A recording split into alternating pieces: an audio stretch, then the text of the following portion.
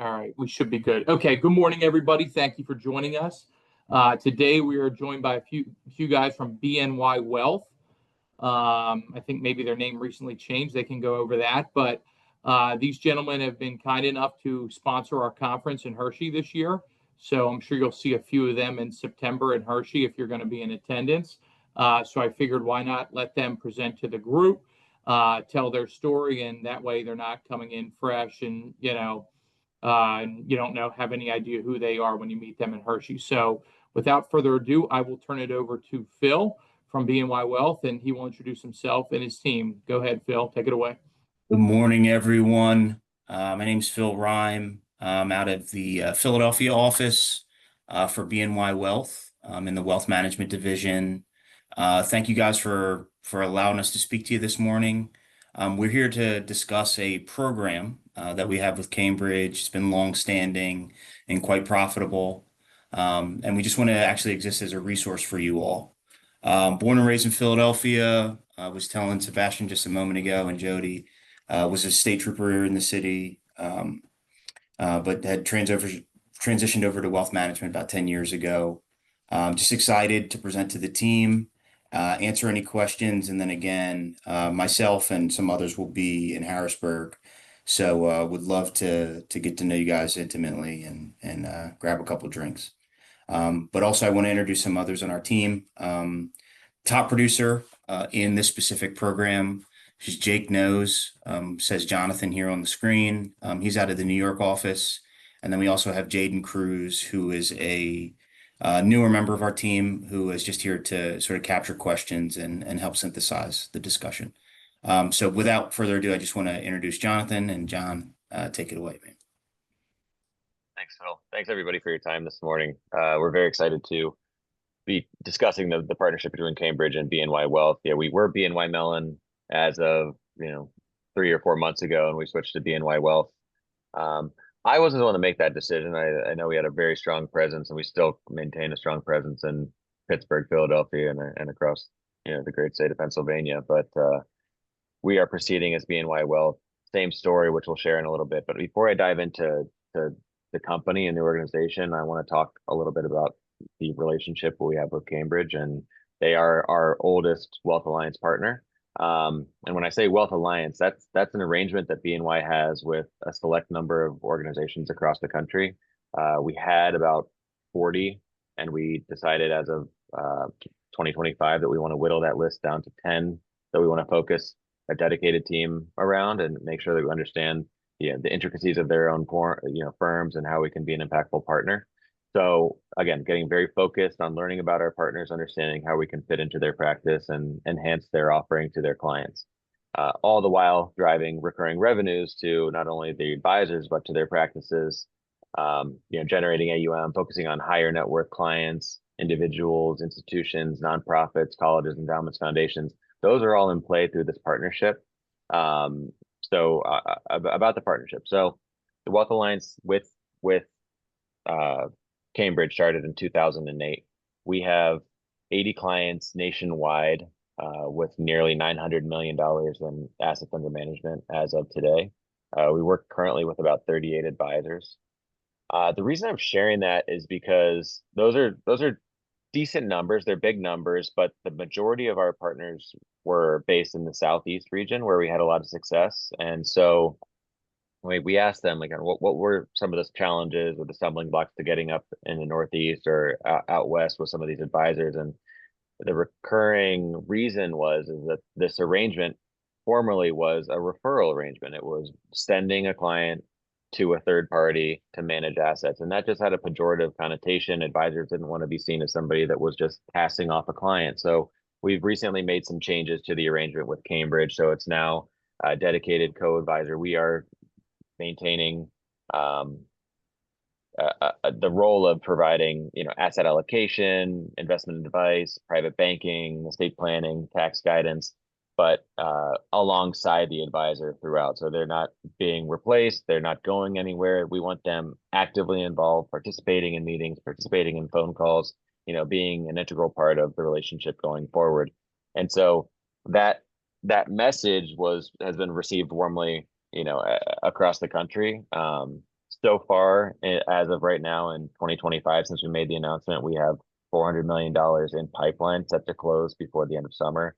So that's meaningful because we have 850 million right now with another $400 million in pipeline. So we're 50% of our AUM so far this year. It's exciting. This dual contract structure is going to allow the partner advisor to maintain a direct role with the client. Again, they're contractually bound to the client, which includes fees for the services provided. You have more autonomy over the pricing rather than BNY saying this is what the referral payment is going to be. You can tell us on a case-by-case basis what you think is a reasonable cost, for the co-advisory arrangement. The Cambridge advisor is always going to maintain the role as quarterback for the engagement. So you're telling us exactly how you want us to fit in. If you want us just to manage the fixed income or just stay away from alternatives and hedge funds and private equity because the client doesn't want to talk about those things, or maybe they're averse to debt so they don't want to talk about the private banking solutions, we follow your lead. If you tell us that there's a life insurance placement that's being worked on right now, and you could use our endorsement or our help kind of integrating that into the overall plan and showing how that makes sense from a estate planning or cash flow standpoint, we're happy to do that. And we have tools at our disposal that can help, display the value of life insurance as well. So maybe I'll go on to talk about BNY. So Bank of New York, founded by Alexander Hamilton in 1784, 240 plus years as a bank, the oldest bank in the country, strongest balance sheet, safest bank in the country consistently. There's a couple of years we were number 2 or number 3, but consistently among the safest banks, financial institutions in the country, which is especially appealing in times of uncertainty in markets, which we all know is, like it or not, kind of perpetual throughout the year. So safety, stability, high level, industry leading, highest level of client satisfaction and retention. So as a fiduciary, we're not pushing product. We're not selling our clients anything. We want our clients to be, happy and with us for a long time. We're providing advice that is objective driven, that is going to serve a purpose. You're never going to feel like your clients are being pitched a product or a solution because we don't manufacture product. We are not an investment bank. We're not pushing any sort of stocks or anything like that. We're not marking up our bonds because we're not warehousing bonds. We're not, we don't hold them in inventory and push them onto our clients. Everything is done on a bespoke client by client basis. We build portfolios, from soup to nuts using individual securities across most asset classes, large, mid, small, international.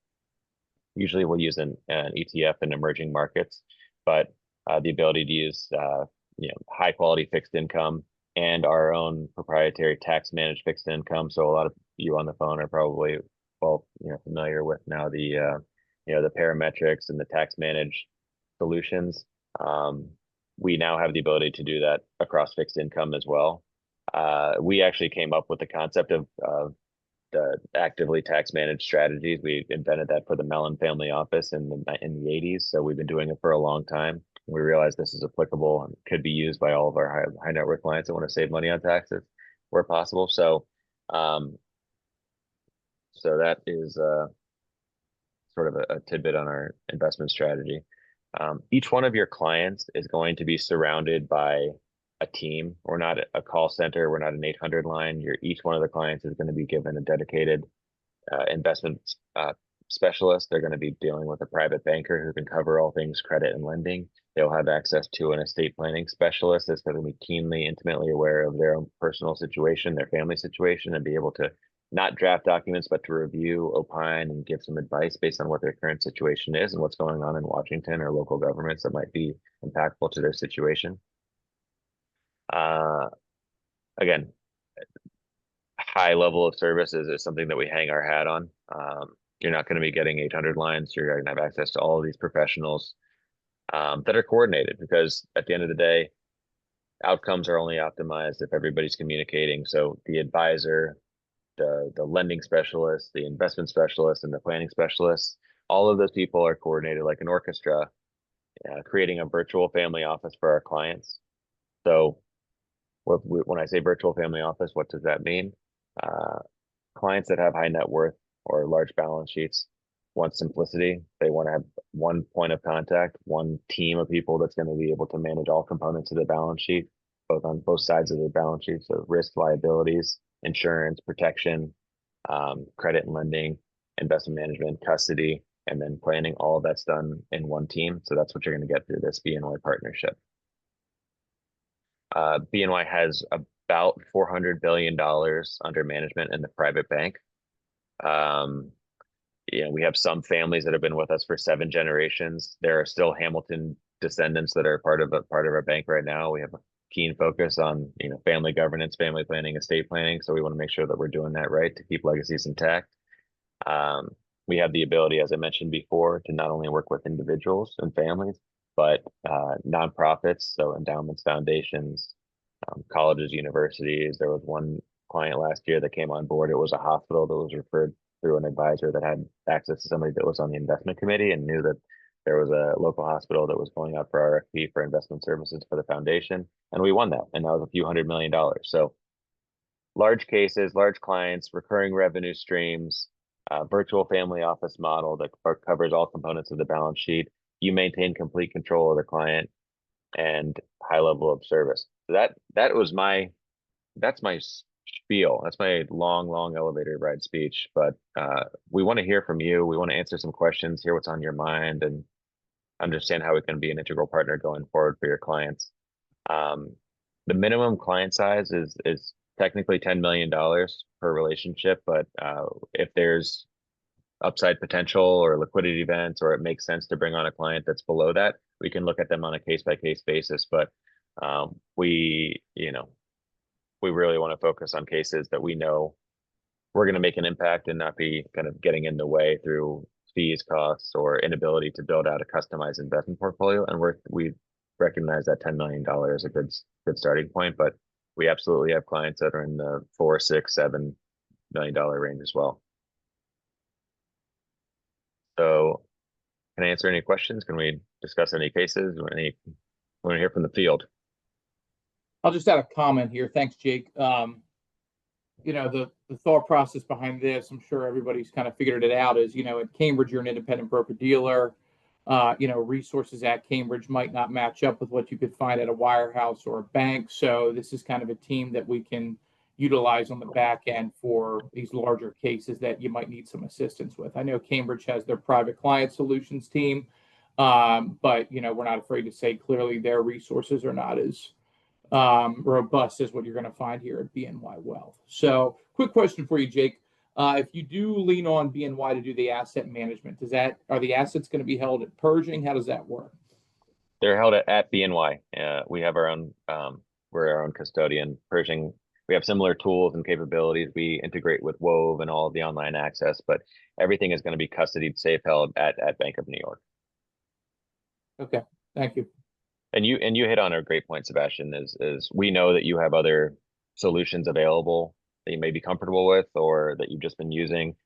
Our role here as a partner is not to come in and just kind of knock over everything that you've been doing before and upsetting the apple cart. It's to just add another tool to your tool belt. So if you have a case or, somebody's selling a business and you just want to see kind of what our best thinking is or what we would do in a situation, we are partners. We want to become friends. We want to become a phone call that you just make and you kind of run through a client with us. And if we can add value, we'd love to have it, to help you and take on that responsibility. But we in no, way want to just say okay, anybody that has clients that are 10 million or up, let's get all those over to us, because some of them may not make sense. And some of you guys may have the ability to take on those clients, but when you're going up against, some of the firms, like you mentioned before, the wirehouses that are promising everything under the sun, or this really robust alternatives platform, or, all these banking capabilities like mortgages and things of that nature that they're going to use to try to bring assets over, you don't need to worry about those anymore, because BNY is able to kind of integrate into your existing practice, help with those clients, and then bring those tools to the table so that you can continue to wrap your arms around all components of their balance sheet.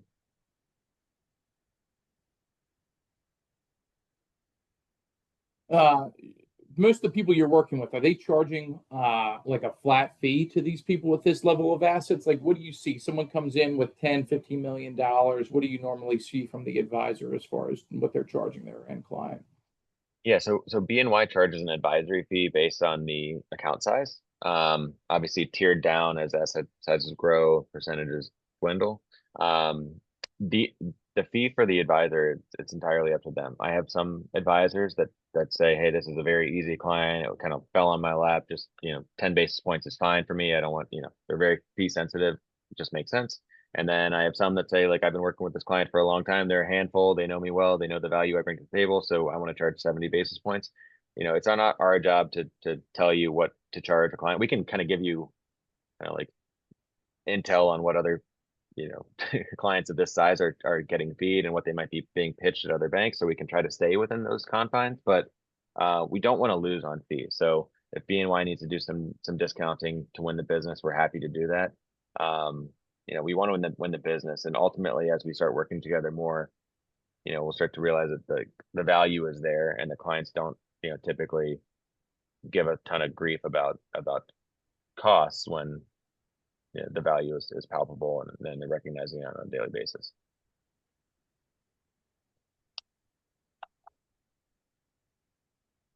And are most people that are coming to you, they're utilizing all levels of service? So asset management, lending capabilities, trust and estate work, or do you find yourself kind of just doing like, where do you normally fall? Yeah, it's again case by case basis. I think the way this kind of engagement typically works is, Sebastian, you might have either an advisor come to you or a client call you and say, hey, I just got an offer on my HVAC company. Private equity wants to come in and buy it for $50 million. What does that look like? What should I be thinking of? And so you can call us and we can talk through some of the pre, during and post sale planning techniques that you might be want to consider. And then we can talk about what a portfolio would look like at $50 million. And you might tell us, like, actually we want to carve off $15 million to place some annuities for some cash flow, because he's the client very really needs cash flows now. You might say, I want to carve off a couple $1 million for some insurance, or I like this private credit strategy over here that I've been using, so I want to carve off that. I want BNY to manage $20 million of a core, just stock bond portfolio, and we'll do that.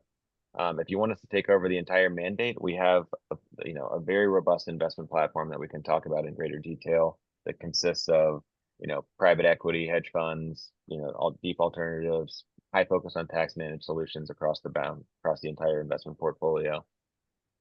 But on the banking side, maybe I'll talk about that, because ultimately we are a bank, and that's one of the things that we deliver to our clients and to your practices, is the ability to do deposit and checking accounts, the ability to do mortgages on the commercial and residential side, investment credit lines. Those are a massive draw to people that don't want to liquidate portfolios to raise cash.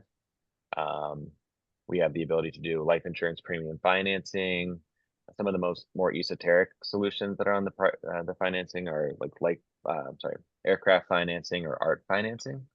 So we can do pretty much everything when it comes to lending, but we're not selling the client anything. So you might come to us and tell us that somebody wants to buy a building and they want to know what makes the most sense. You can either finance it through a commercial mortgage, you can use a credit line, you can sell some stocks and raise some cash, or a blend of one or two or three of those things. So our job is just to put a couple of proposals in front of you and help the client ultimately make the decision that's best suitable for them. But we're not, again, compensated to push any sort of solution. We're compensated by client satisfaction and retention. We want our clients happy and here for a long time. Okay. Anybody else? Questions?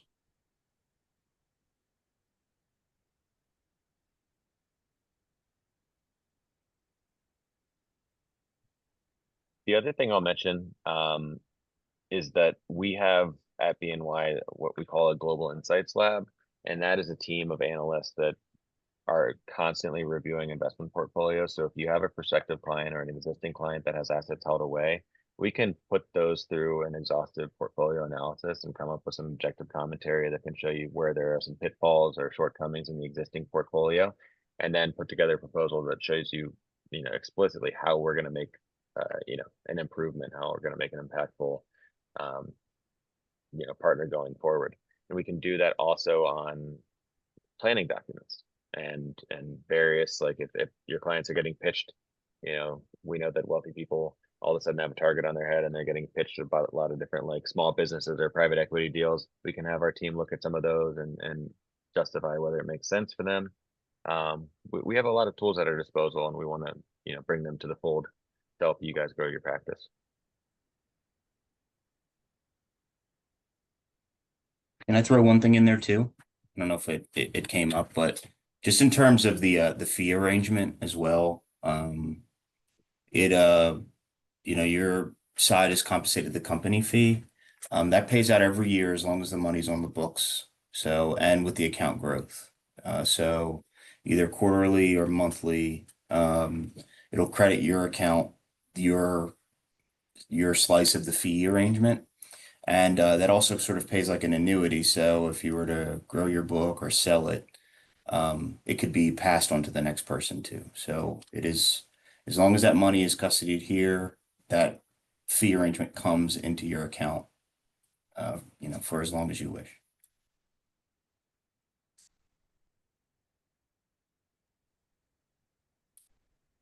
In addition to hopefully meeting some of you in a few months and Hershey at the gathering, we're also going to be down at Cambridge Ignite. So I don't know if anybody is going to be there from this group, but I'm going to be down there. We're going to be hosting a dinner, so I'll share my contact information in case anybody wants to join.